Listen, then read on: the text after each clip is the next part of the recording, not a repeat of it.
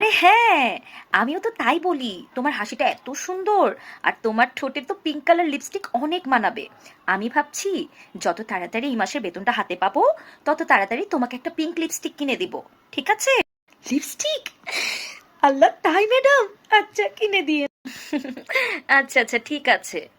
আচ্ছা অন্তরা, তোমার কি আসলেই কোনো কিছু মনে পড়ছে না? এই যেমন ধরো তোমার কাছে কেউ টাকা পায়, বা তুমি কাউকে কোনো কিছু দিবা, এমন কিছু? না তো ম্যাডাম, আমি মানুষটাই তো ছোট, কে আমার কাছে টাকা পাবে? ও হ্যাঁ ম্যাডাম, একটা কথা মনে পড়েছে। 18 তারিখে আমার বেস্ট ফ্রেন্ডের বার্থডে, ওকে ভাবতেছি কিছু একটা দিব। আমি কি দিতে পারি, আপনি একটা আইডিয়া দেন তো ম্যাডাম।